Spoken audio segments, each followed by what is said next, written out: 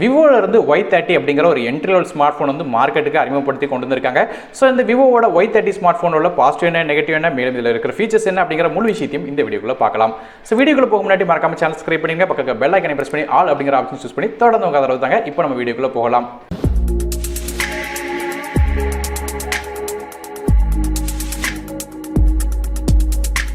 விவோவோட இந்த Y30 smart ஃபோனோட bill அப்படின்னு பார்க்கும்போது வந்து ஃபோனோட front side glass panel, back side வந்து பிளாஸ்டிக் பாடி.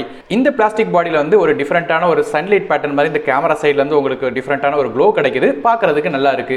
டிஸ்பிளே அப்படின்னு பார்க்கும்போது இந்த ஃபோனில் ஒரு 6.47 இன்ச் HD+ ரெசல்யூஷன் உள்ள LCD டிஸ்பிளே கொடுக்குறாங்க. இது ஒரு பஞ்ச் ஹோல் கேமராவாக வருது. அது மட்டும் இல்லாமல் எந்த ஒரு ப்ரொடெக்ஷனும் இந்த டிஸ்பிளேக்கு இல்லை.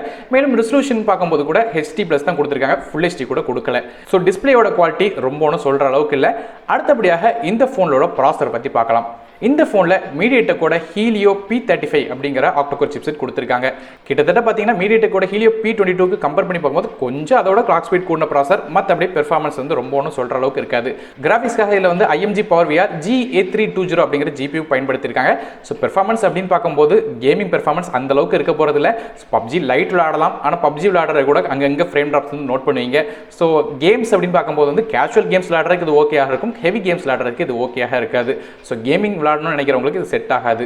RAM மற்றும் இன்டர்னல் ஸ்டோரேஜ் அப்படின்னு பார்க்கும்போது ஒரே ஒரு கான்ஃபிகரேஷன் வருது. 4GB RAM with 120GB அப்படிங்கிற ஒரே ஒரு கான்ஃபிகரேஷன் வருது. மைக்ரோ SD கார்டு சப்போர்ட் இருக்கு. 512GB வரையும் எக்ஸ்டெண்ட் பண்ணிக்கலாம். ஆனால் இது ஹைபிரிட் சிம் ஸ்டார்ட்டா வர்ற காரணத்தினால வந்து 2 சிம் கார்டு அப்படின்னா ஒரு சிம்மும் ஒரு மைக்ரோ SD கார்டும் அட் அ டைம்ல ஃபோன்ல யூஸ் பண்ண முடியும். இந்த ஃபோனோட OS பத்தி பேசும்போது இது Android 10 OSல வந்து விவோவோட Fun Touch இன்டர்ஃபேஸ் 10ல வந்து ரன் ஆகுது. ஃபோனோட பேக் சைடில் நமக்கு வந்து 4 டிஃப்ரெண்ட் ஆஃப் கேமரா கொடுத்துருக்காங்க. மொதல் கேமரா 13 மெகாபிக்சல் மெயின் கேமரா கொடுத்துருக்காங்க. இது f2.2 ஆப்பர்ச்சரில் வருது. ரெண்டாவது கேமரா ஒரு 8 மெகாபிக்சல் அல்ட்ரா வைட் சென்சர் கொடுத்துருக்காங்க, f2.2 ஆப்பர்ச்சரில் வருது. மூணாவது கேமரா ஒரு 2 மெகாபிக்சல் டெப்த் சென்சர் கொடுத்துருக்காங்க, f2.4 ஆப்பர்ச்சரில் வருது. நாலாவது கேமரா ஒரு 2 மெகாபிக்சல் மேக்ரோ சென்சர் கொடுத்துருக்காங்க, இதுவுமே f2.4 ஆப்பர்ச்சரில் வருது. ஆக மொத்தம் ஃபோனோட பேக் சைடில் 4 கேமரா இருக்கு, LED ஃபிளாஷ் சப்போர்ட்டோட வருது. ஸோ கேமராஸ் அப்படின்னு பார்க்கும்போது இந்த பிரைமரி சென்சர் நல்ல ஃபங்க்ஷன் ஆகும், ஆனால் மற்ற கேமரால எப்படி இருக்க போகுது அப்படிங்கிறது தெரியல. ஸோ கேமராஸ் அப்படின்னு பார்க்கும்போது வந்து பிரைமரி சென்சர் ஓரளவு நல்லா இருக்கிறதுக்கான வாய்ப்பு இருக்கு, மற்ற கேமரா எப்படி இருக்க போகுது அப்படிங்கிறது தெரியல. ஸோ அடுத்தபடியாக இந்த ஃபோனோட செல்ஃபி கேமராக்கு வரும்.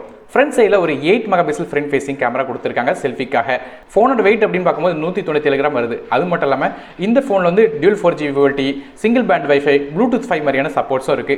அது போக GPS சப்போர்ட்டும் இந்த ஃபோனில் கொடுக்குறாங்க. ஃபோனோட பேட்டரி அப்படின்னு பார்க்கும்போது இந்த ஃபோனில் பெரிய 5000 mAh பேட்டரி கொடுத்துருக்காங்க. ஆனால் அந்த 5000 mAh பேட்டரி சார்ஜ் பண்ணுறதுக்கு ஒரு 15 வாட் ஃபாஸ்ட் சார்ஜர் கூட கொடுக்கல, அதுக்கு பதிலாக 10 வாட் சார்ஜர் தான் கொடுக்குறாங்க. ஸோ ரொம்ப நேரம் சார்ஜ் ஆகிறதுக்கு எடுத்துக்கிடும். ஸோ மற்றபடி பேட்டரி லைஃப் அப்படின்னு பார்க்கும்போது சிங்கிள் டேல வந்து உங்களுக்கு எவ்வளோ ஹெவியான டாஸ்க் யூஸ் பண்ணாலும் வந்து உங்களுக்கு கேரி ஃபார்வர்ட் ஆயிரும். ஃபிங்கர் பிரிண்ட் ஸ்கேனர் இந்த ஃபோனோட பேக் சைடில் வருது. ஃபோனோட கலர்ஸை பற்றி பார்க்கும்போது இந்த ஃபோன் 2 டிஃப்ரெண்டான கலரில் வருது. டாசில் ப்ளூ, எமரால்ட் பிளாக் அப்படிங்கிற 2 கலர்ஸில் வருது. கடைசியாக இந்த விவோவோட Y30 ஸ்மார்ட் ஃபோனோட விலையை பொறுத்தவரையும் 14,990 சொல்லிட்டு ஃப்ளிப்கார்ட் வெப்சைட்டில் விற்கிறாங்க.